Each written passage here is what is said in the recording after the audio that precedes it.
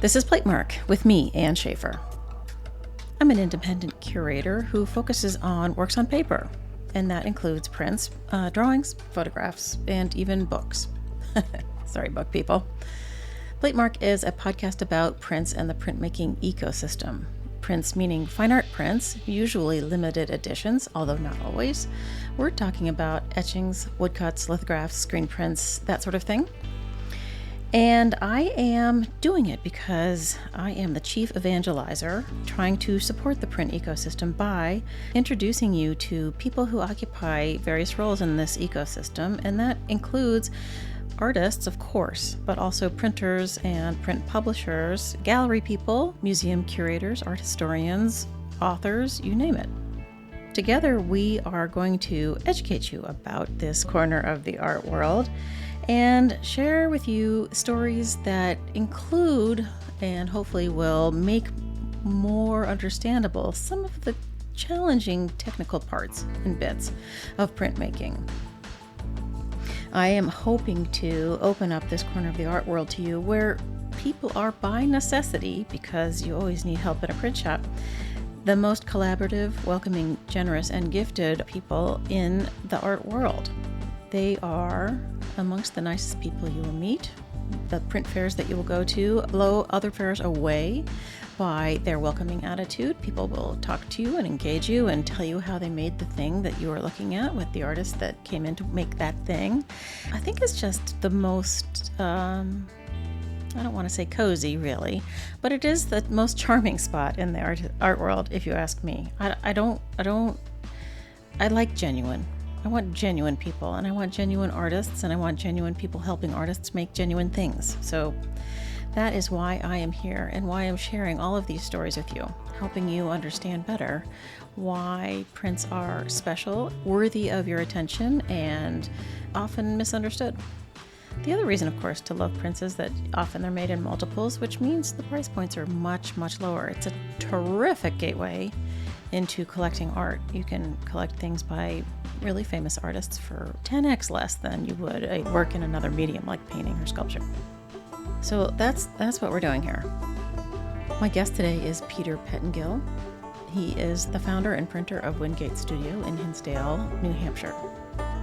Peter's been a printer for a long time. He got his start with Crown Point Press back in the day out in California, a shop that specializes in etching primarily and is best known for their multiple plate color etching.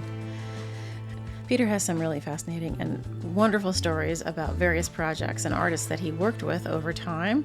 He's working now with his son James, who has taken over the business, and he is semi-retired. My favorite story of his is about setting fire to a press in order to print an edition for John Cage, but we talk about so much more, find out about his really unique and interesting working relationship with Walton Ford, for instance. Okay, housekeeping.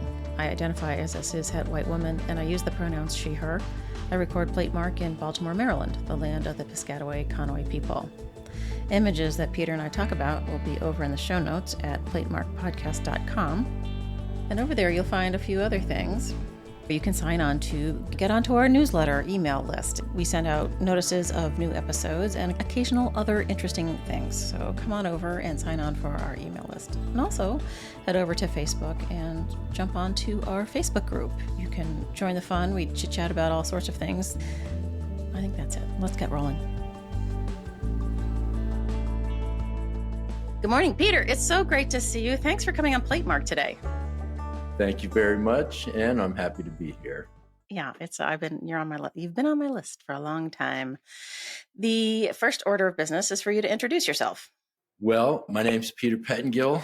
I'm the founder of the main force behind Wingate Studio, where we print etchings, monoprints, relief prints, and we publish them. Wingate is located in the southwestern corner of New Hampshire, kind of tucked into the Connecticut River Valley. It's about 20 miles from where I grew up, actually. And Wingate, the studio itself, is at a farm that was owned by my grandparents when I was growing up around here. So Wingate was a dairy farm over the years. they stopped doing that. And my grandfather actually became a portrait photographer. So he had the first Wingate Studio, and I just took the name when we settled here back in 1985. I grew up around here. I had a sort of odd journey into printmaking. I ended up on the West Coast, and I was working at Crown Point Press for about 6 years. Came back here in 1985 when our first child, James, was born, and started the studio then. Grew from very humble kind of beginnings, and we've expanded a lot over the years, and we have been pretty busy since 1985. When you started, were you intending to be a publishing studio like Crown Point Press? Was that the plan? Well, I had been at Crown Point. I knew that model. That's kind of how I was trained to work. But I started with very bare bones, and I actually started just doing editioning work. The limited editions club figures prominently in my beginnings, because when I came back here, I thought maybe I would teach. This is the 5 college area. We have Smith College, Hampshire College, Amherst College, University of Massachusetts, and Mount Holyoke, all within a pretty close radius. So I went around and met a number of the print people in this area, and Western Massachusetts particularly was an area of a lot of book arts work, some great letterpress printers and typesetters, a lot of binders. And so I went around to meet some of those people, and it turned out a lot of them were working for the Limited Editions Club, which was run by Ben Schiff, or actually was owned and run by Sid Schiff. Ben was Sid's son. And at the time that I started up with them, Ben was kind of being the production coordinator for all their work. And they were doing a lot of, fairly large edition fine art books, up to hundreds in some cases. So they needed a lot of printers. And he just said, would you print some things for us? And I said, sure, except I didn't have a studio. And that's where my grandmother was still alive here at the farm. There were a lot of very empty outbuildings. It's an old dairy farm.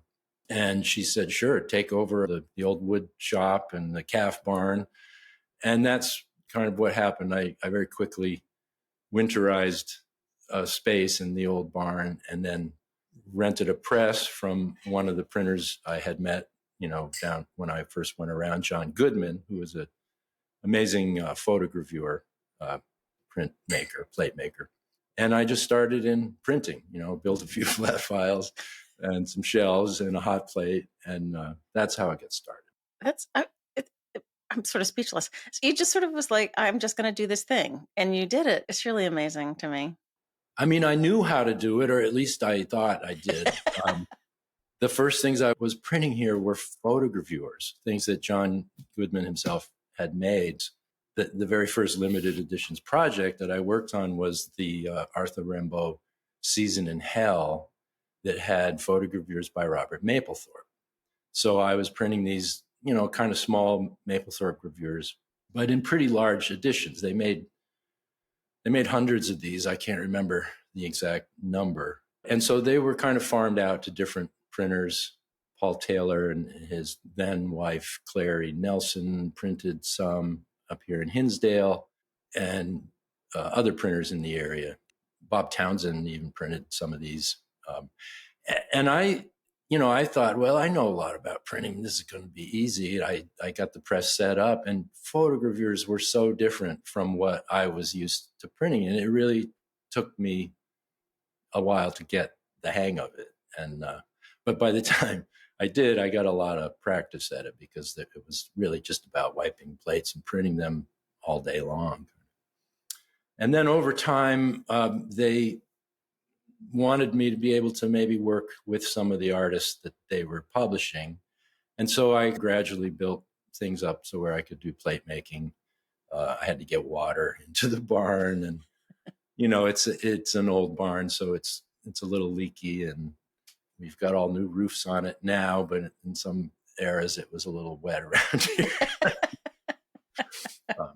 So I kept at that with Limited Editions Club. And then by the time I was making plates for them, there were other people around that I knew who I figured, well, I can work with them too. Maybe, most of it was contract work in those days. I didn't have the means to publish really anything. I was broke and I had two young kids pretty quickly. And, we're living here in New Hampshire or it's really right on the Massachusetts and Vermont borders. We're kind of right in that spot north. So anyway, that it grew in that way, kind of organically, I guess. Yeah. And printmaking being a field where it's really a matter of troubleshooting problems, you just figure things out. It may take you a while, but that's how we do it. Now, when you said that inking and printing the photogravure plates was very different from what you had been doing at Crown Point, what are the differences? Well, the photogravure process creates a really amazing continuous tone plate, but it's a lot shallower than some of the etching that I was used to doing. And so it just it required much more pressure than I ever thought. I couldn't figure out for a long time why it didn't look crisp and nice. And then John would look at him and say, "Oh, you just got to use more pressure." And I'd put it down and it still wasn't quite there. And he said, "No, you just have to use more pressure." And they had a specific way of setting up blankets using really thin, fine felts, which thankfully in those days we could get easily.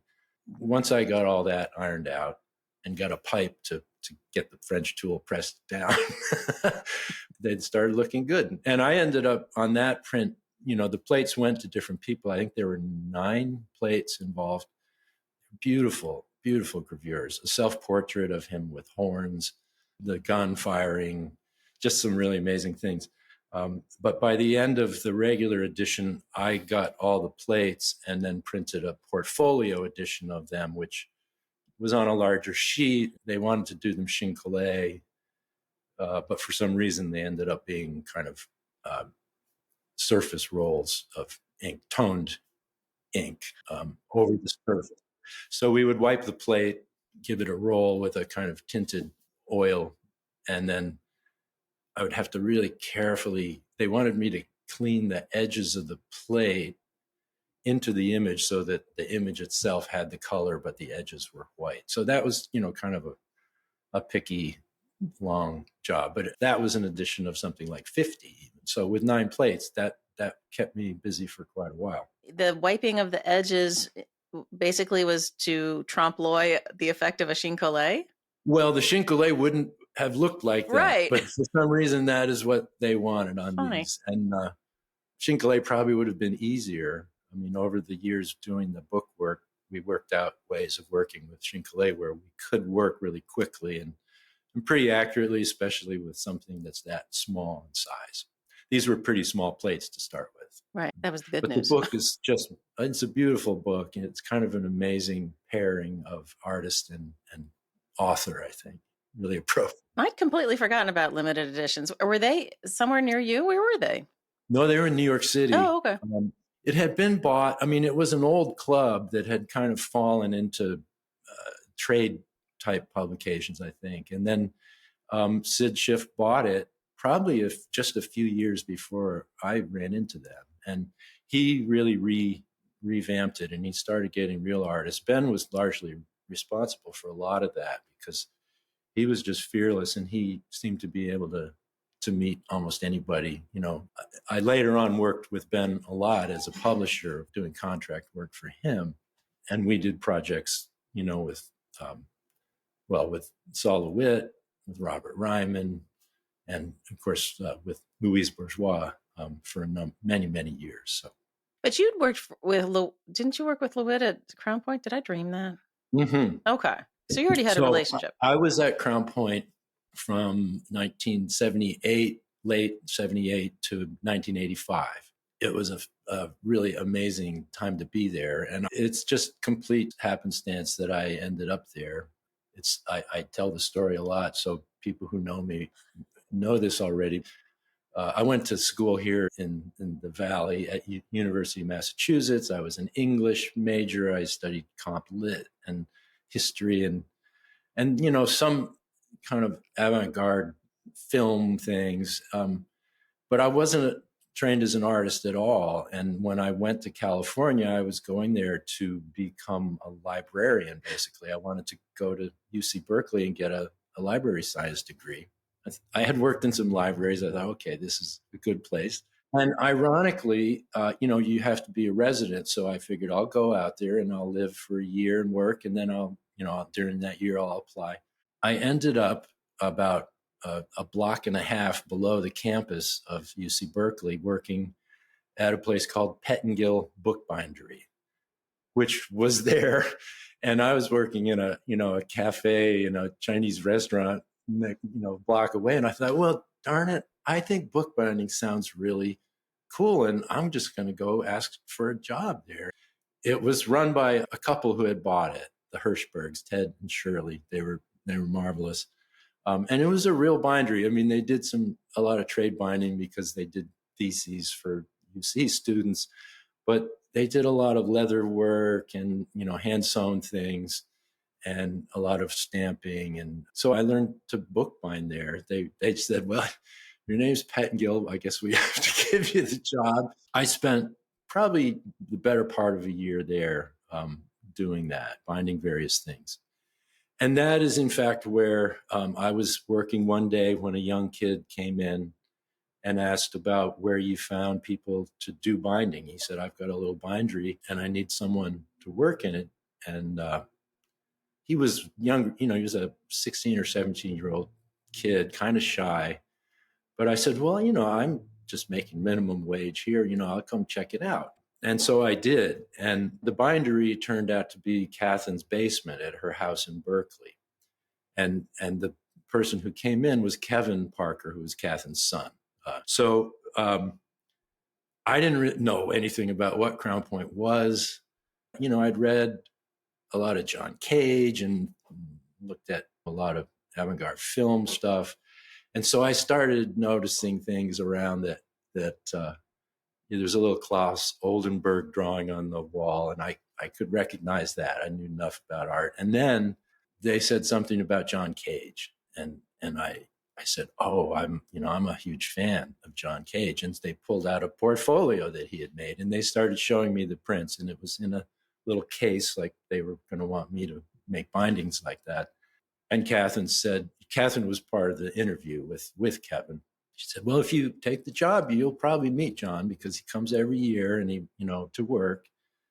And that was pretty much all I needed. And, that was a cool thing. So I had a really lovely time working. It was minimally set up, but I wasn't doing anything fancy or complicated.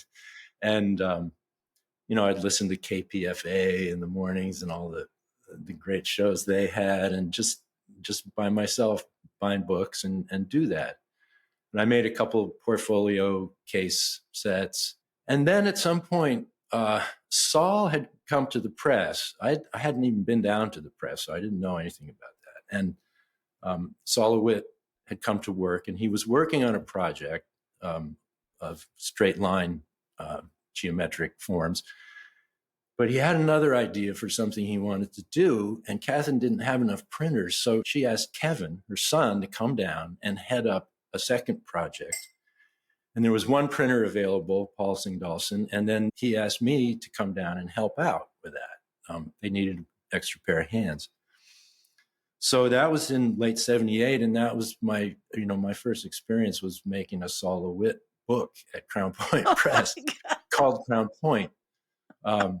And that, I do remember the first day I walked into the place and saw what was going on.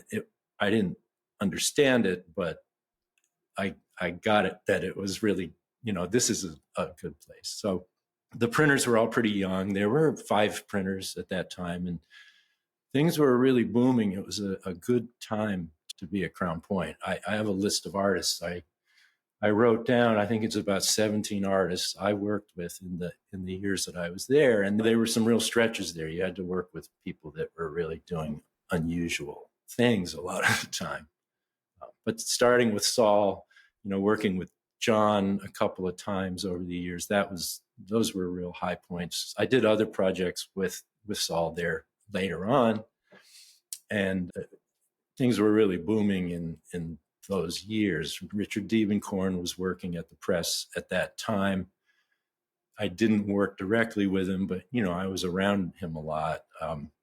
And he had just started into making the color prints, and so that was really great for Kath, and that paid for a lot of other work, And she was pretty brave. She would take loans, and she did it as a business. She didn't get grants, and she had no other sources of funding. She had to just go to the bank and get loans. And I mean, I think at the time I was there was probably a clerical staff of 6 or 7, and there were a couple people in the frame shop, and there were 5 printers. And then they were opening a New York gallery space on Broadway. I didn't know that. Kath hired Karen McCready away from Pace, or maybe she had left Pace at that time. And so she became our salesperson. There was an earlier salesperson, Thomas Way, who manned the New York studio, but would come to Oakland periodically. The press was in Oakland at this time. He was there for a while, and after he left, it was discovered that there were some Diebenkorn proofs missing. Oh, no. And shortly after that, they were being offered for sale down in L.A. He had gone to work at L.A. Louvre, I think, for a little while. I don't think they ever caught him, but they at least caught up to the fact that these weren't, he had colored the prints, I think, too. What? It was kind of amazing. It's hard when you have a studio that's working with that many artists all the time to keep track of all the work. I mean, it just piles up everywhere. And they had things stored over at Beacons. My wife, Deb, who ended up working at the press sometime after I started, did a lot of other projects there. One of her big things was working on the silk project that Catherine had, where artists who had been coming to work would also work with Deb, and they would make designs on kimonos and other kinds of wearable silk, and she would dye it and create these amazing pieces. I didn't know that. Yeah, they're not very well known. Wow. We worked here in the studio with Sebastian Black quite a while back, but he's friends with Eva LeWitt. And when he and his wife heard about the silk work, they kind of said, wow, can we show this work in New York? And he just took him to his studio and had a month-long show of the pieces in his studio in Brooklyn. So, some people know about him. Eva had one, I think, from her dad, but they are amazing. Deb still has pretty much a whole set. So. Oh, I need pictures. Yeah, next time. We should have Deb on. That's incredible. I didn't know that. I know Deb is an artist, and I know she's interested in fabrics and fiber, whatever you call it these days. But I did not know that she had worked at Crown Point and doing a fabric thing. Oh, gosh, she did everything. And she was the one who had to go over to Beacons and kind of dig prints out and make lists of what was there and what wasn't there. And I think she was part of the crew that discovered the missing prints. But Karen was quite amazing, and she brought a real level of professionalism, I think, to that. But what you're saying, really, Peter, is that you kind of fell in it. Well, I did. And I didn't know the first thing about printing, but I think Catherine was looking for people with a certain temperament and with those kind of, skills like hand-eye coordination kind of things. It's not a job for real brainiacs, but the Crown Point crews worked in teams, which was fantastic. There would be at least 2 printers on a project, sometimes 3 if it was a bigger one. And so when you began there, you were just put on a team, and you learned by participating in it and doing it. And you learned pretty fast because you were under a certain amount of pressure. Artists would come from far away, and it was usually a 2-week period of time that they would be at the studio. They would stay with Catherine in her home, and we would just work and work and work. I remember really late nights because you would do what you had to do, but you learn quickly. And, all we did at Crown Point was etching in those days. So that's all I do. That's what I know. I'm not a full service printer. I don't do screen printing or lithography. And we may be doing photogravure before long, but we haven't even really done that. We've always focused here at Wingate on just the very traditional forms of etching. So and photogravure because of Leo? Well, James has had some experience with photogravure too. And I think at this point, it's really just a matter of space where we would do it. Space is always the problem. And this is a sort of a large studio in a way, but it's also oddly shaped and strung together. And so right now it's set up for exactly what we need to do these things. So, but I think, photogravure could be effective, but if we've needed gravure plates, we've contracted them out from people like John Goodman. There's another gravure guy about 8 miles north of me, Paul Taylor, ran Renaissance Press for many years. And he went to RISD and kind of taught himself photogravure there, and then did a lot of work through the 80s, 90s, 2000s. And I believe he's still working too. But he and John were both good. And then most recently, we used Lothar Osterberg because I know Lothar is a Crown Point alumni, and he does great work. And yes, yeah, Lothar is amazing. But here at Wingate, we really have just done traditional forms of etching. Right. Well, yeah. So before we move on to specific projects and favorite artists, you really specialize in multiple color plate etching. But yes. So, I mean, we've talked about color printing on the pod, I'm sure. And I'm sure that I've probably mentioned, haters simultaneous color printing or whatever. But you don't do that. No. Kath, and the way I do it is very much the way I was trained to do it at Crown Point, and Catherine had very specific ideas about how things, should be done. She had, I think, trained in England, but at Crown Point, the idea was that you'd use a plate for each color that you needed, and you would figure out ways to register them all together. What you wanted in the print, you put in the plate. It was all etched, and we didn't leave lots of tone. We were instructed to wipe things cleanly. Dry points are a little bit different, but it was really about making the plates and printing them and letting the plates represent the whole print rather than leaving a lot of tone. And we never did, that sort of viscosity type printing or anything like that there. And it's very effective in terms of the way I work with artists. It's a good way to do it. So I've adopted most of the things that I learned there and just kept at it. We used a lot of color there. It was always dry pigment. We would mix dry pigments just with plate oil and print with that.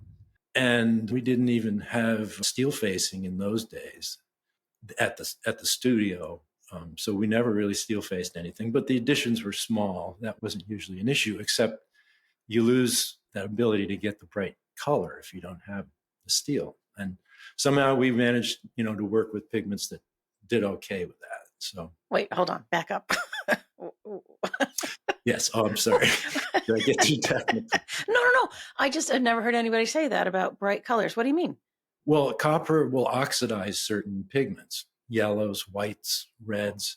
White is the worst. It just looks gray sometimes if you print it on a bare sheet of copper. But once you steel face it, that negates that effect. So when we're doing projects, it's always a little bit of a problem because we're working on the plates and we keep going back at them over and over, and we're proofing everything. But we don't actually steel face things until we get to the end because we, at that point, we want to preserve the plates, but that changes the color each time. So, at the very end, you often have to scramble a little bit to readjust colors. Steel face everything. So when you're auditioning in the final runs with the steel-faced copper plates, you have to tamp the color down or brighten it up? Well, if it's brighter and the artist likes it, we don't have to do it. And that's often the case. We're kind of going for the maximum effect if we can get it. But we've had to mix it down too. And we don't steel face everything. If we don't have to, we don't. But it is really helpful. And it, for prints they really depend on the colors like Walton Ford's prints. And even at Crown Point, the first project I had to do as a lead printer, and this was after about, I don't know, I must have been working for a year, a little more than a year. And Ken said, okay, I want you to lead the next project. It's going to be Joan Jonas, who was an amazing performance artist. And that turned out to be, a kind of a hard project for me. It was a huge, big, flat black aqua tints with sugar lift, bright reds and yellows on this black. And so we had to get these aqua tints really heavy and even. And I'm kind of amazed. In those days, we worked with all mixed pigments from color, but our black was always graphic chemical 514 black that came in a can. And over the years, I learned that that's not the strongest black there is. It's kind of weak compared to some other pigments. And oh man, I could have saved some plates if I'd known about ink back then. But the project came out really well. I still love it. And she was doing a performance in Berkeley that year at the museum. And I love that she's really in the news a little bit again. People are looking at her work, and she's a great artist, Joan Jonas. Yeah. So, I mean, steel facing, I've always understood to be a thing that you do to preserve the basically the line work and everything to make sure that it doesn't degrade over time in the printing thing. But I never thought about it in terms of color. The iron coating is harder than copper, and so it does that. It protects delicate. Dry point lines, maybe not so much, because they're just subject to relentless pressure, but especially spit bites, delicate things like that. And so we do steel face to preserve plates. And with Walton's prints, particularly, we've done some pretty large editions, so it's really essential for that. But the color thing is a secondary effect that makes a huge difference. Somebody we were talking to, I forget who, was telling us that I'm embarrassed that I can't remember, that they would put the steel facing on, they'd proof, they'd take it off, and they'd go do something else, and they'd put it back down. Yeah, you can strip it off. That's one of the advantages of it. You have to put it in a little nitric acid, but it's a very small percentage. We do that. We've had instances where we thought we were pretty much finished and steel faced and then needed to take it off. It's not hard to do that, but you always worry a little bit when you do things like that. Plates are easy to damage and they're delicate things. So if we don't have to do it, we don't.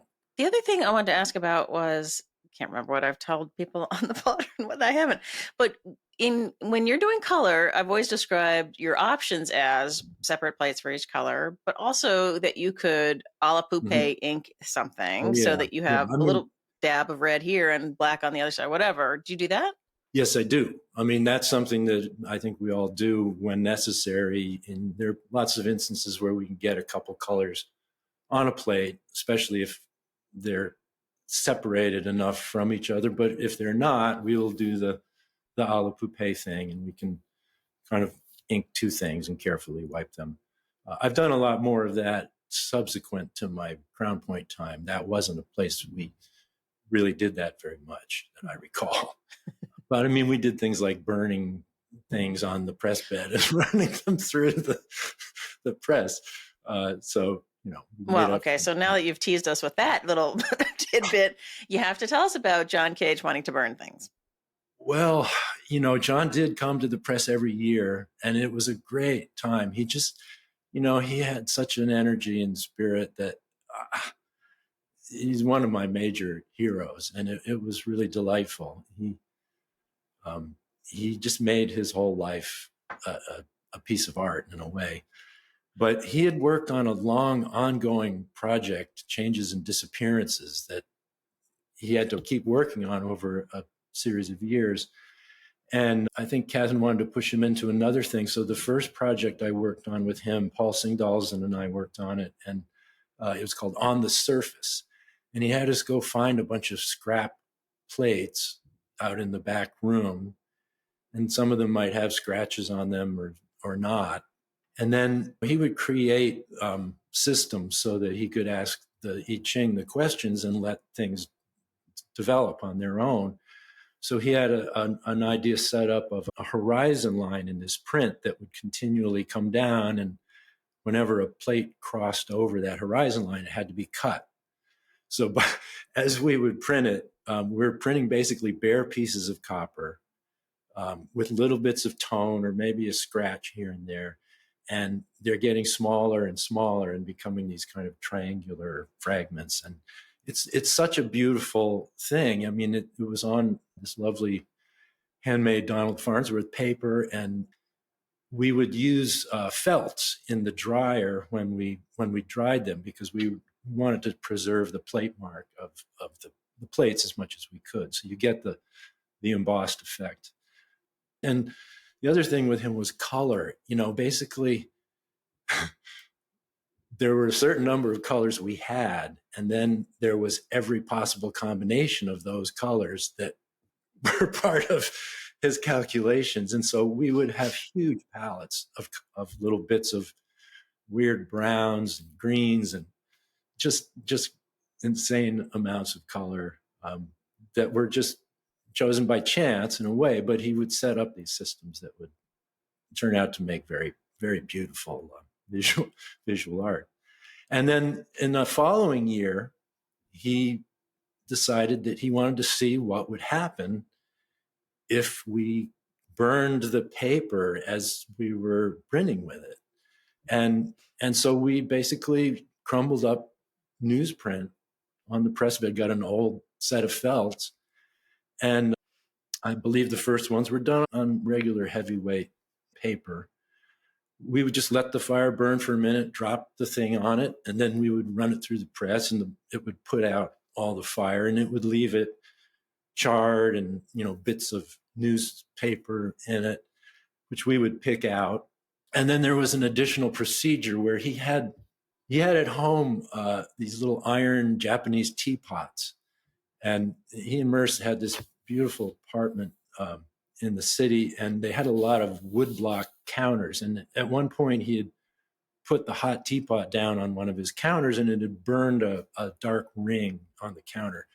So he wanted to use the teapot to brand these prints, essentially. And so, you know, there were grids so that when you asked the etching where to put it, he would know, and he would look at the next answer. He actually had a computer printout of the etching. Oh my! In the old days, when computers, you know, had the perforated sides, right, and it was just this big sheet, I mean, big pile of them.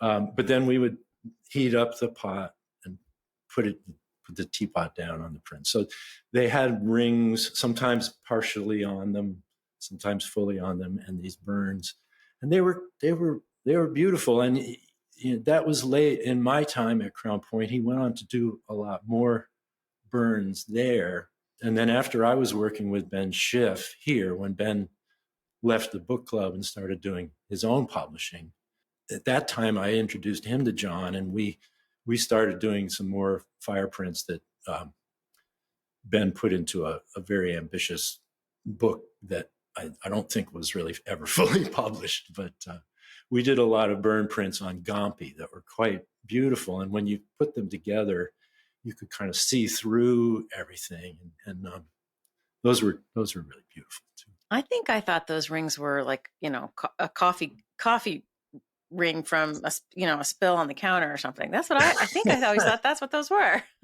No, that his idea was, it was an accidental thing, you know, his discovering how to do that. Yeah. At one point, he had us take a bunch of odd materials, paper, felt, and just lay them out in Oakland on the streets in different places and let them be out there for 24 hours. And then we went back and collected everything. And then we made huge collages out of them. I'd forgotten about those prints. I don't have one of those anymore, but those were really big, odd things with, you know, pieces of felt cut out and pasted on them, and odd chincolade. Were the sheets put out in the weather, like on a road, so things were driven over or walked on? I think sometimes. Yeah. Sometimes they were. Who do I remember driving over things? I can't remember that. But mostly they were on sidewalks and gutters and things like that, and people had walked over them. Or mostly they just had wear and tear of being out in the elements Okay. for a little while. Huh. He was always full of really interesting ideas that most of the time turned out to be quite beautiful visually. I still have a number of my John Cage prints, and Oh, nice. I love them. For me, in the visual lexicon, it's like the turn to conceptual art in a way, and they're like ugly beautiful. Like they're so There's that random quality. and everyday, and like there's such a non-intentionality about them, but there Yeah. is, they're so great. On one visit, he brought a big bag of stones back from Japan, and this set of prints was titled Ryoku, and he used these stones. I don't know what they thought in customs, but he would trace them onto plates, just dry point tracings of these stones, and we would ink them up in colors and print those. And those, I think, are some of my favorite ones. They're just accidentally so lovely. Do you feel like there's an artist that you worked with either at Crown Point or subsequently that you could jump into their swim lane and like you're just so in affinity with them that it's you feel that kind of, this is Usually my that's person? a process as you're on the project. I think it almost always happens that you become really engaged with the artist's practice in a way that you didn't know you could be before you started. But Saul LeWitt for me was really the guy. I got that. I wasn't an artist myself, so I didn't have that as a skill, unfortunately. But I understood that work in a way that that I just really got it. And I worked with Saul again here at Wingate years later, and he gave me ideas and things I still work with. Those color grids that we use to determine different colors. He taught me to do that when we worked on the complex forms prints.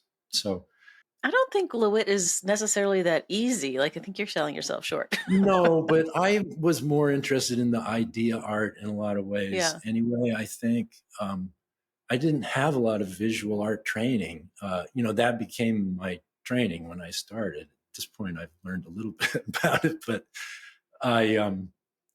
I got geometry really well. And the first project was this thing where he had us go through the press and photograph all the details of the press. He had made a book called Autobiography, where he did that in his New York apartment. So it was all everything he had in his place, the things on the wall, the coffee cups, the bathroom, everything. And we did the same thing. And so we had to take all the pictures, and then we had to develop them. And then he arranged them into the grids. And then we had to make photo etchings of them. We didn't use a gravure there. And this was in the days of really nasty, toxic photochemical stuff. But we did. We did it. And we'd get in the dark room. We had to use centrifuges and that awful KPR photoresist, and we just had to do tons and tons of testing. The plates were probably about 20 by 12, maybe, and there were 16 images. There were 32 images on one plate because they were a double page spread, 16 on each side. But some of them were of the ceilings, which were all white with maybe a wire going over it. And other ones were of really dark, flooring. And so you had to do the bumping and dodging and all of that stuff to get these photographs to all be able to read on the same plate. We just kept doing it until we got it right. We tried it on copper at one time. That didn't work. So we went back to zinc. These were zinc plates. And once the plates were done, then it had to all be printed. So I wasn't technically a printer then. And so Paul and Kevin wiped the plates. I stood at the press kind of behind them while they wiped all day long. And then they would give me the plate, and with clean hands, I'd get the paper and crank it through the press and put it down in the stamp pack. But I watched them all the time. And at the end of their time of printing, somebody said, "Hey, why don't you see if you can wipe one of these?" And it kind of came pretty naturally just because I've was familiar with all the physical motions that they needed to use. And they were hard plates to get right. They had to be wiped really well. Did you have a background in photography at all? Not much. I mean, I knew how to develop black and white things. My grandfather had let me use his darkroom at times. So I knew a little bit about that. But no, it was just you take the problem and then you deal with it. And that's kind of how this business is, I feel like. Yeah. Universally, all of the printers we've talked to talk about being problem solvers, period. Like that's the bottom line. Yeah. Well, you're with an artist and you want to be able to do what they want. And so you feel compelled to do that. Right. Tell us a little bit about working with Walton Ford. Boy, that's been, one of the highlights of my life, I think, working with Walton. He's a very entertaining person. And we've done a lot of prints now. I mean, I think we're up to 14 or 15 maybe. But we started with that large set of 6 birds, the Blue Heron press set of etchings. And I met Walton, I think, in 1997. And by that time, I was starting to maybe do a little publishing here, but I was still doing a lot of contract work. I got a call from Judith Goldman, who was partnered with Paul Kasman on that. The two of them were essentially Blue Heron Press. They were looking for a studio for him to work in that wasn't in New York. Walton was kind of a wild guy, and they were just afraid of distractions and things in the city. And I think they thought I was a little closer geographically to where he was living out in the Berkshires. And so we're here in the Connecticut River Valley. But it's not more than I think it's under 2 hours to get there. And all 3 of them came. Walton came with Paul and Judith to see the studio and to meet me. And Walton and I really just kind of got each other, I think, right away. He was thrilling. I mean, he would come with music. He would come with piles of books. In the old days, it would be books and CDs. Nowadays, it's just a computer, and we just keep printing out stuff. But he needed that material to work, and so they told me what they wanted to do, which was to create a portfolio of 6 large prints that were on the size of the double folio Audubon Birds of America. So they would kind of mimic that. They would all be color prints. I knew that. I can't remember what estimate I gave them for that project originally, but it was so far off of what it turned out being. I mean, each one of those prints took us about a year to get done. And that was mainly because, we would work in visits of 3 or 4 days at a time. And then Walton was also busy painting and doing other things. So I'd have to kind of catch him when he wasn't really involved in getting ready for a show. And he couldn't just hand over a drawing and you would do it. He would have to be deeply involved. No, that's not the way he's worked here at all. But he would start with a drawing that he would bring usually. We did a small print that we started at Brandeis one year, and he showed up on the morning and I said, "So what's the drawing?" He said, "Well, I don't have it yet, but here, I'll just do it." Oh my God. And that turned out to be an incredible, beautiful print, the little Bangalore print of a little kingfisher with a lure in its mouth. When we first got started, we bonded over music, particularly. We were both big fans of various things, and we shared a lot of that. Like what? We had Guided by Voices on the player all the time. Guided by Voices? It was up loud. Yeah, this crazy guy, Robert Pollard, who made a bunch of songs in his basement with his friends and was very influential on bands like the Pixies and bands from that era. I taught him about Steve Earle. It was good. And I think by temperament, I like doing the job that I do, which is kind of being the secondary, just being there to take care of things rather than leading it. And Walton's a very alpha style person. But first, he didn't know what was happening. He hadn't made prints really. And, this is a pretty large scale thing. He had a beautiful drawing of this hornbill, and we started that print, and we started it with a large hard ground line etching, because we transferred the drawing just by kind of tracing and flipping it onto a plate. So when he does this, he starts with a drawing, he then flips the drawing and redraws it onto the plate backwards. And then he actually draws it with the needle, scratching through the ground. So he really kind of compresses the image into its most basic parts, which is what we want for our registration system. Once we have that line etching, that becomes our key plate. And we make color plates by offsetting that line plate onto those aqua tints so that we know where to do things. We literally print it, and then we print it back onto those blank aqua tints. What? Wait. So we have the key plate, yeah, and you ink it up and you print it, but you catch it under the roller at the end, the tail of the paper, you peel it back. You use our registration bar, which again is a crown point thing where we just have a piece of copper that we fasten to the press bed in a way, and then plates can all be positioned in the exact same place.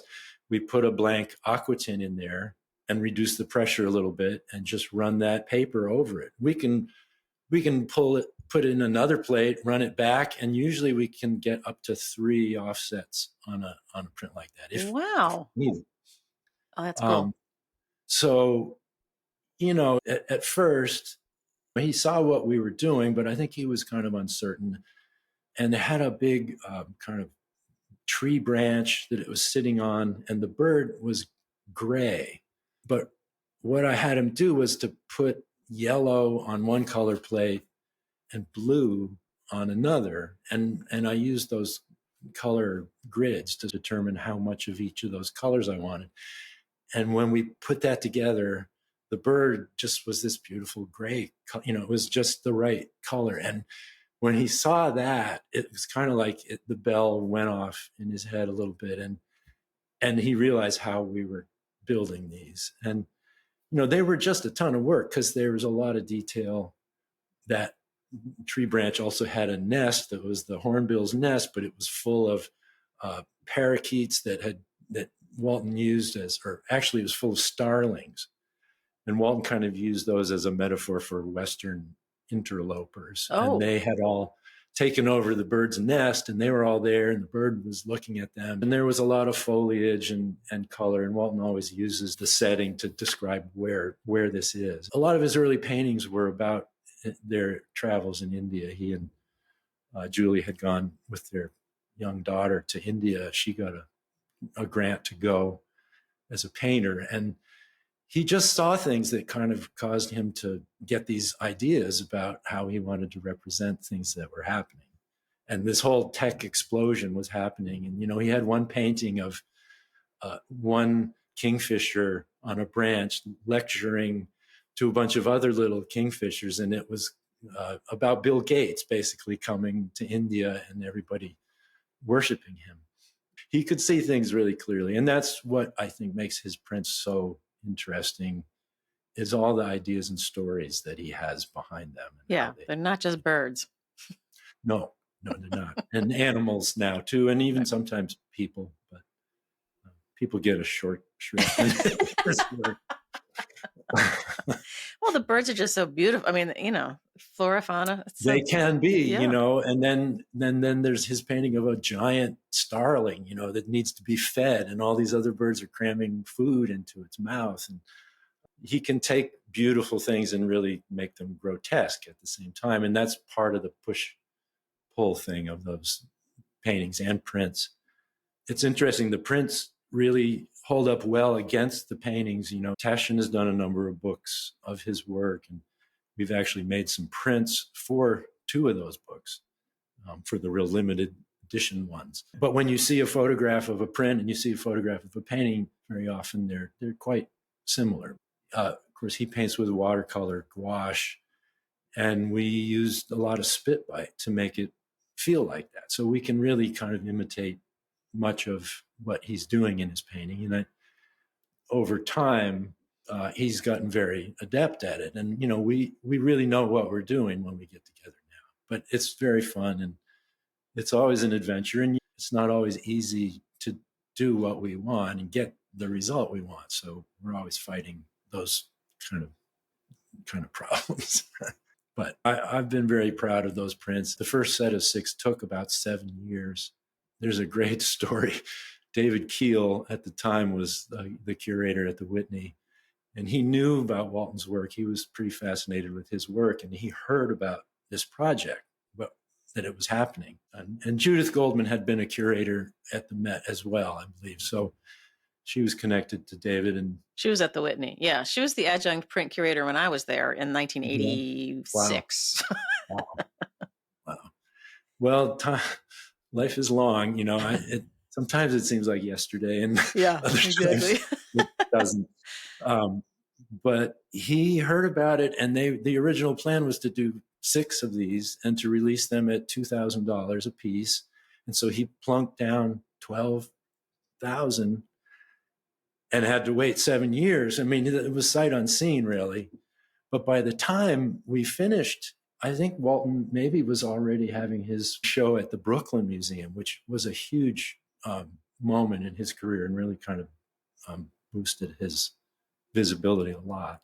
And those prints have sold for much more than that. Oh, I'm sure. So he got a really good deal. What was lovely, though, was that he put them up. And once they were finished, he did a little show of those prints. All 6 of the big Blue Heron prints that we did were up and framed. And I mean, because really, Paul was selling them a lot, but he was selling them to people who wanted to buy them and take them home, and I just never really saw them around very much until then. So it was fun to sit there and watch people engage with them as they went through. I really loved that. Nice. Quietly. But. Yeah. Nice. Oh, that's great. Walton's watercolors obviously are amazing. The one show I caught at the time, there were these gigantic mural size gorilla heads. I was like, yes. What is happening?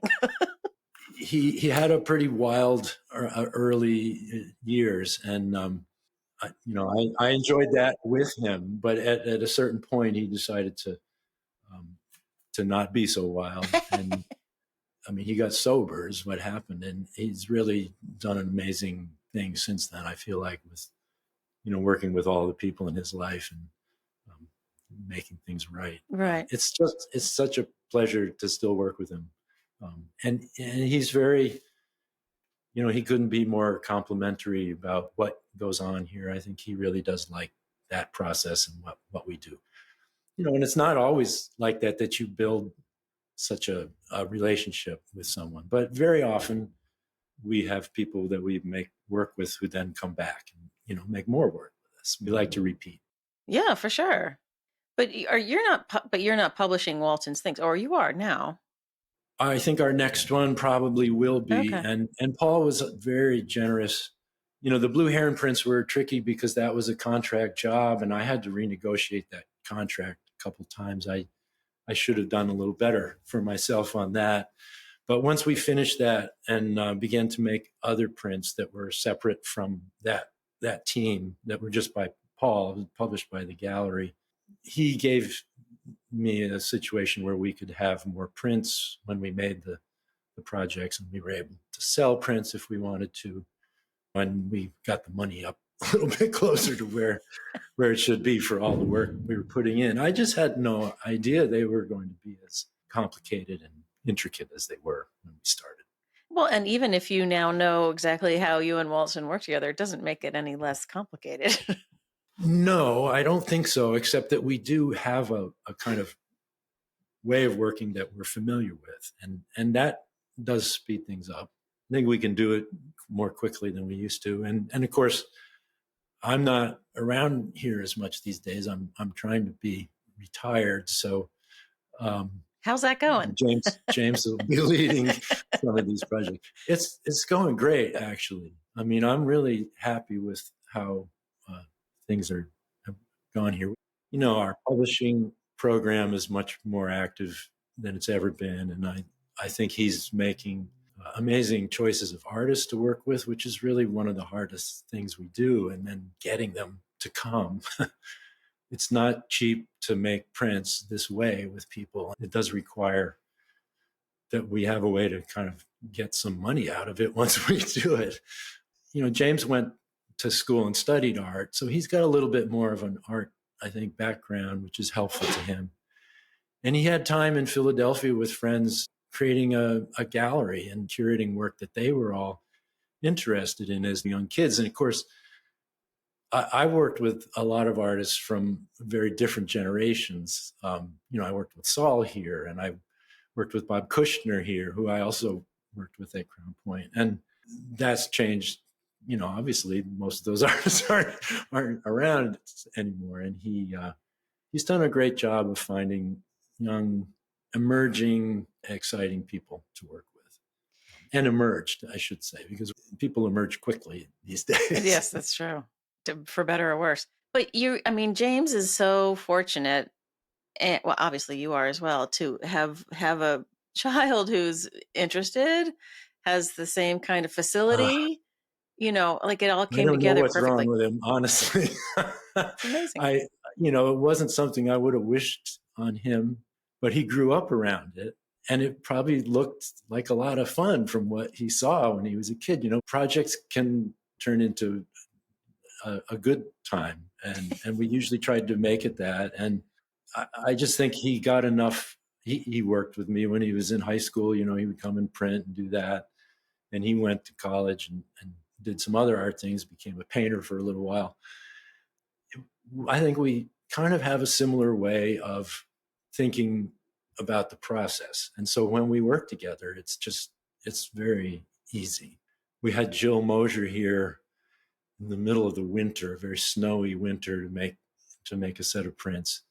It was kind of early on of James being part of the team here, but at the end, she just said, "You guys are so good together. It's really amazing how well you function."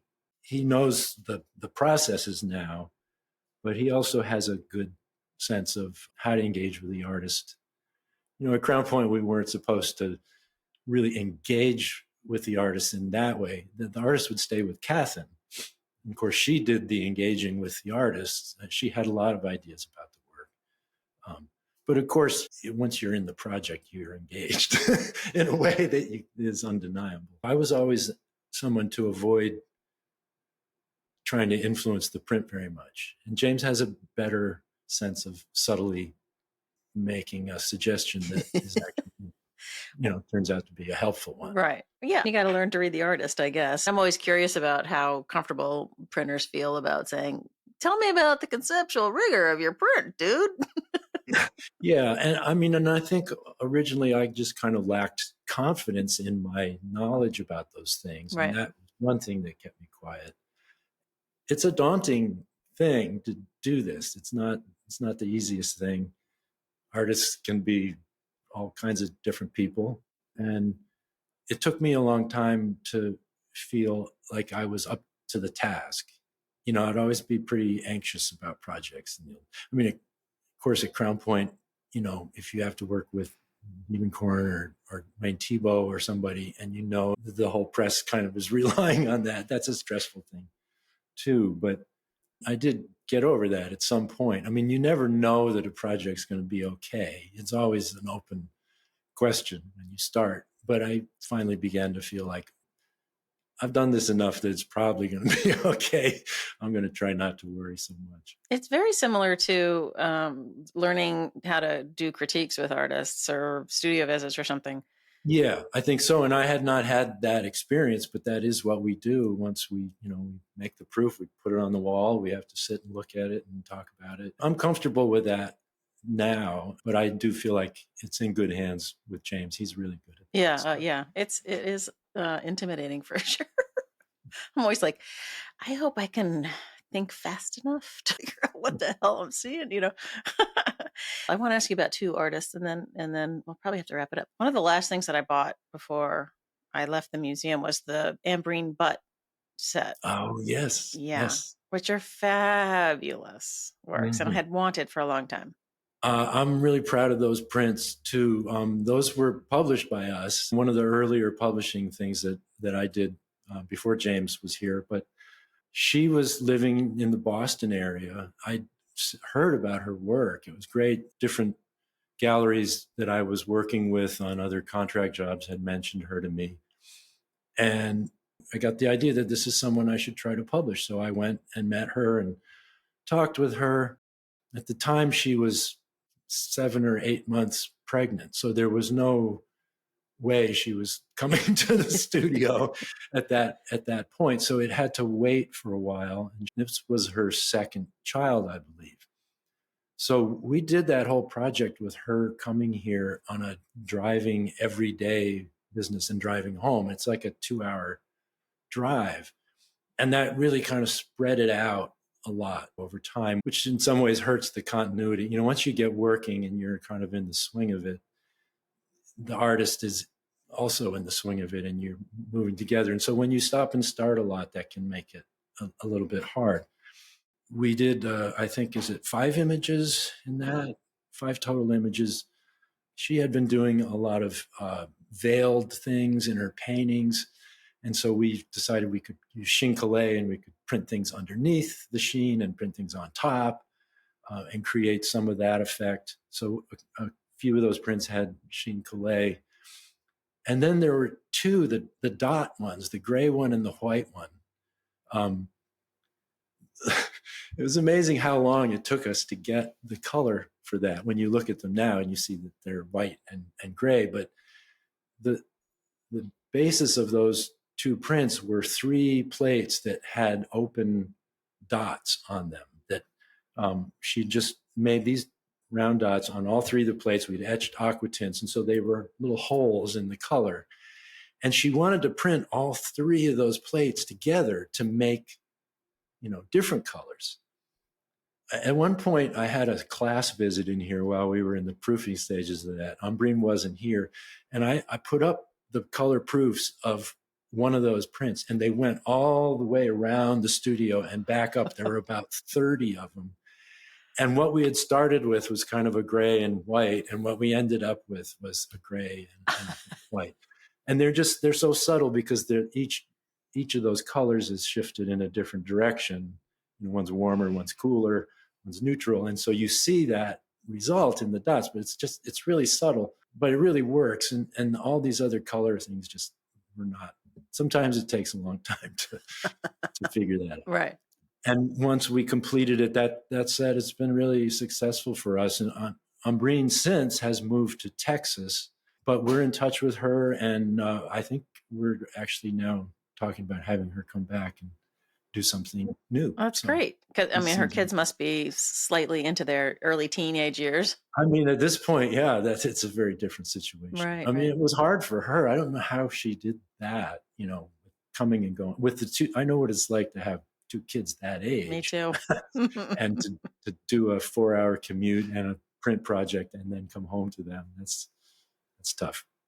When you're a female artist and you read about female artists who made decisions about whether or not to have families. And yeah. I always give more kudos to the artists who are like, I have to make this thing, even though it's costing me, hours of sleep. And it's very hard. And that's always been an issue for women artists, I think. I like to see in the coming generations, I like the way my kids are being with their families, and they're pretty much dead equal in how they care for their kids, but there's still all that work to do. So you have to make those choices. My wife Deb, who is an artist, she taught pretty much her whole life, which she loved doing and made a huge contribution to the world doing, but it kept her from being able to have a full-time practice, and she sacrificed that in that way. So many women had to. So, as I looked across my colleagues and the people who didn't have children for whatever reason, choice or not, and me, like having kids set me back 5 years, 7 years in terms of progressing professionally.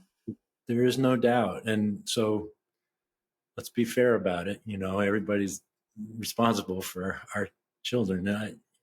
We'll get there, I hope. I hope so. But they're a little gloomy right now, but I wouldn't give up my kids for the world, Well, yeah, and that's the thing. And I mean, some people just have the kids anyway, but ignore them, and kids can suffer from that. It's really artists have to be pretty self-interested, I feel like, to be able to do what they do. It requires focus and when you're all in, once you're actually painting and having shows and doing things, you've got to travel. You have responsibilities in order to maintain what's going on. So the other partner is going to be the one to pick up the slack. The Wingate Studio would never have been able to survive without Deb behind the scenes. I mean, not just taking care of my family stuff, but cooking meals for us, making the place a hospitable and wonderful place for people. And she worked in here with me in the early days. We would print plates together when she was pregnant with Olivia, I think. We had some big Maplethorpe gravures we were printing for somebody. It was in the heat of the summer. There was no air conditioning here, and would start early in the morning and print till about 1 and then go sit in the river and cool down for the rest of the day. Nice. So the other ones that I wanted to ask you about, one is, I think, behind you, the Xyler Jane crazy manic color things. What the heck? Boy, oh boy. That's just a kind of test proof. We were doing so much color proofing on those. You've seen the set, I think, the set of 6. I love her work. She's such a good painter, such an interesting painter. And I had always wanted to work with her. We made another print some years ago before James was here, and it was a kind of a magic square set of numbers. But originally I had seen her at a museum opening at the De Cordova, I think. Oh. And something I rarely do, but I sucked it up and I walked up to her and I introduced myself and I gave her a little card and I said, I'd love to work with you if you ever feel like you want to make prints. I live nearby. She's 15, 20 minutes away from here. She evidently did call me at some point, but what I thought I was talking to was someone who wanted me to print some posters, which of course we would get that a lot. Can you print me 500 cards or something? And she actually did want me to make a poster. She creates a calendar every year. Oh. These crazy, beautiful calendars. And she was looking for someone to commercially print that, which I couldn't have done anyway, really. But somehow, finally, we connected. I think she must have called me again about something. I had a studio visit with her and we talked about it. And I just loved her work so much. And I thought it will make incredible prints the way she works. There's a lot of different ways that she works. And the dots are one of them. This project this took us a long time. This is one of our more complicated, or at least labor intensive things, because there are 3 plates of dots and 1 plate of background color. And every dot on each plate was actually hand applied in sugar lift, except for the background plate where it was hand applied in asphaltum as a stop out. Perfect little round circles that James sat at the table and did with the back end of a paintbrush. Dip it in the sugar lift, set it down. And I should preface that all by saying the first thing we did was we made a grid plate that had grids that were essentially the size that the dots could set in. And that became our key plate for doing all this. So each plate would have that grid on it. And then he would look at the grid and he would look at our drawings that we were working from and have to figure out where to put the dots. And then the dots all had to register, together with each other. It was really kind of crazy. We did a lot of testing, which we always do, I think, to get it to a point where we thought we could control it. And then we made these plates, and the possibilities are kind of endless once you have the plates with color. And so we proofed a lot on this. There's a whole bunch of actually quite beautiful different versions of these. She agreed to sign some of them because they're just too nice to not use. It took us well over a year to get that all together, and we had a portfolio made for it. That's not usual for us, but they seem to require it. And I love them. I think they're the most beautiful things. I spent a lot of time with them. You don't always love things right away, when you've been on a project, but those I never. You could ask James though; he may not love them in quite the same way. They make me think like you could do a great show about using the grid in printmaking, like those Chuck Closes that Bill Hall that did. Kind of thing. Yeah, with Julia and the Charles Gaineses that Pam and Rhea are doing, and there's so many. Now she's got a new idea for a print based on these daily drawings that she does. So we're likely to be working in soft ground on these. They're colored lines. Every day she does one. And she was thinking maybe we could make a large version of one of these. So we're doing tests on that now. Oh, cool. To see how that's going to go. Well, that's fun.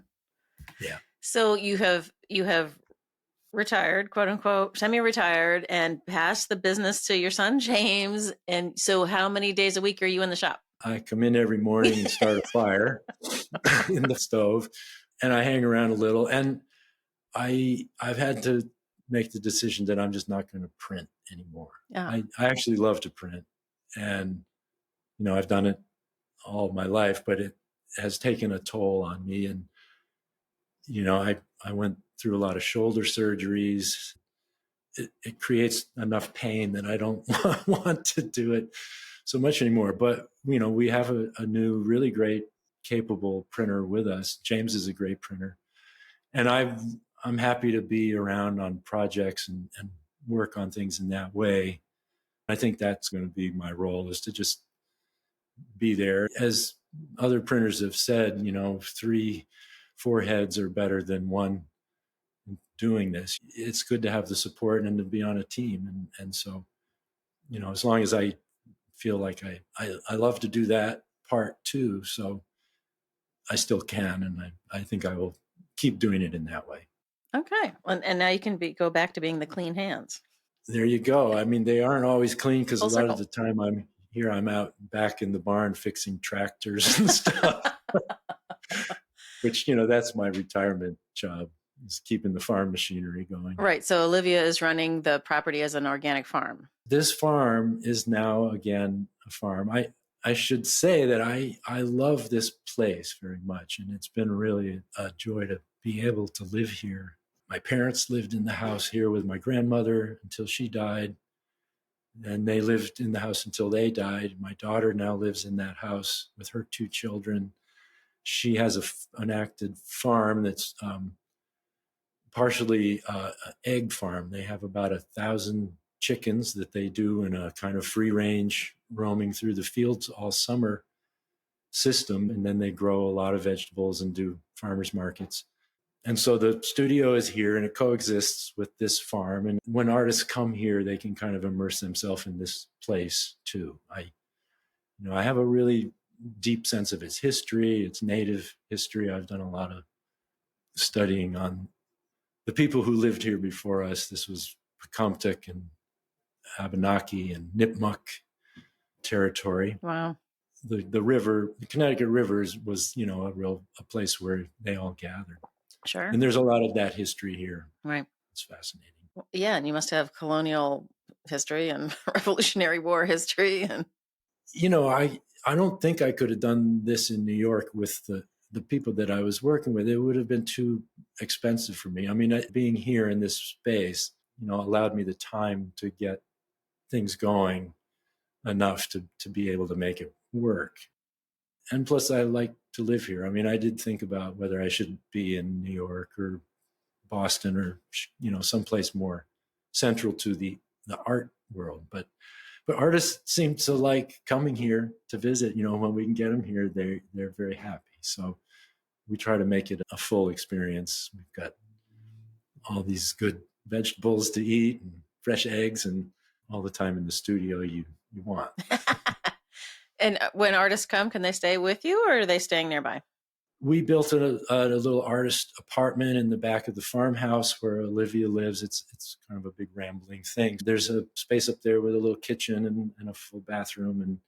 And so artists can be on their own. we usually eat together, but they're free to, to take the time they need. And we work on their schedule. I'm a morning person, but not all artists are. No, I'm pretty worthless after 4 p.m. Yeah. Yeah. Let's not do an interview at night. So do you have plans to shift more into retirement, or are you just happy doing what you're doing? I like being here. I'm happy to be able to be a little more part of the farm, because there's a lot of labor to do and never enough people. And I like the being outside and, being part of that. I'm still, paying a lot of attention to the art world. I love going to the last IFPDA fair. It's good to see all the friends of ours that we've known for so long. I just think, I'm going to do it as much as possible for me. But I did love printing, and I will miss that. That's something that it was just part of my nature that, I could be at a hot plate all day with a bunch of plates, and and that was enough for me to be very happy. I find it being in a print shop, like, I feel like they're the happiest places on earth. I mean, it's work, obviously, but I don't know. Well, I mean, those first Walton prints, I printed the first two by myself, 6 plates, 24-36, all, needing to be wiped and ready to go. And we did those on the French tool press too. We did not have a motorized press, so that was a lot of, pulling, and took a toll on my body. I had to hire other people to do that, a lot of that work, finally. Yeah, I think people probably think that the noxious chemicals are going to get you, but it's the tear on the body. We'll see which one gets me first. Right. I consider myself an experiment in that. I think everybody is. We're careful of the things as much as we can, but we've learned what's bad for us. And, we use aquatint rosin, but we don't breathe it. We protect ourselves, and we use ventilation tables and things to try to pull solvents away from us. But I'm pretty old school, and I really need the materials that I've worked with all my life to be able to do it properly. And it gets hard to find a lot of those things as well. We have to continually make up new versions of them so that we can keep doing it. Yeah, that's been a through line for sure with all the printers, the various ink that you can no longer get, the various papers you can't get anymore, oh God, I tell you. I've also talked to printers, mostly printers who are retired but haven't passed on a business of some sort to other people. So, and what they've done with their printers proofs, and some have sold them and some have not. And like, what do you do with that kind of thing? We have not got a plan. Especially more recently, we've been trying to do a really good job of keeping the archive, keeping one of everything for that purpose. I sold a lot of printers proofs over the years just to be here and to have a house and to do what I'm doing. And I do wish I had a couple of those back, but we're always making more prints. I've worked with a whole lot of artists, some of whom, museums maybe aren't interested in, but many who they are. And people kind of come in and out of fashion as well. It's kind of interesting. Yes, for sure. Like those Joan Jonas prints now are kind of more interesting to people just because she's still working and doing interesting stuff. And suddenly we're all paying attention to mid and late career women artists because Yes. hello. Yeah. Yeah. So I don't know where they'll go at this point. But would you have a favorite that's hanging over your bed or over the couch, or? We change them around in the house. Actually, we have an old painting of James hanging over our bed, but in the living room, we've got some nice wall space. And I think right now I have, it's a black and white wall. I have Walton's big Nantes print, the big monkey, the strangling the parrot in France, all black and white. And then Saul LeWitt's Complex Forms aquatint that's black and, all the different grays. That's kind of a nice wall together. Nice. Yeah, black and white is usually the default in our house, and every now and again I'll hang something in color, and my husband's like, "What the hell is that?" we are known for doing all this color stuff, but I love working in black and white. And, some artists have really pushed that and made really beautiful things. Daniel Rios Rodriguez came and we had to cut a bunch of shaped plates for him, but he just used every single technique on them, but they're all black. He added some color and some with some kind of mono print style adding over the etched plate, but there's plenty of possibilities in black and white, and many people have proven that. Yeah, for sure. A true Ludwig would always say to me, "There's a world of color in black and white." Yeah. Oh, yeah. You're right. Because you start seeing things in color that are black and white. It's crazy. We made a cool plate of the studio. Painter Gideon Bach came here, and he's always painted his studio interiors. Really and fascinating. They're cluttered and filled with music equipment and albums. We tried to make a print in his studio, but I couldn't really work in the bathroom very well with rinsing plates. So he came here. He said, "Wait till someone's working. Let me come." And he'd gotten a Guggenheim, so he just said, let's do this. And we made a 3-plate print of the studio, which was all in reverse because he really had to draw it as he looked at it. That's his practice. But it's so beautiful, and it was 3 different blacks, really. It was, a warm black, a cool black, a neutral black, but it really did have kind of a world of color in it just from making those little shifts. Nice. And he came back later on, and we made a color print out of it and added some plates. That's very fun to do. And, I keep all the plates, and we cancel them if requested.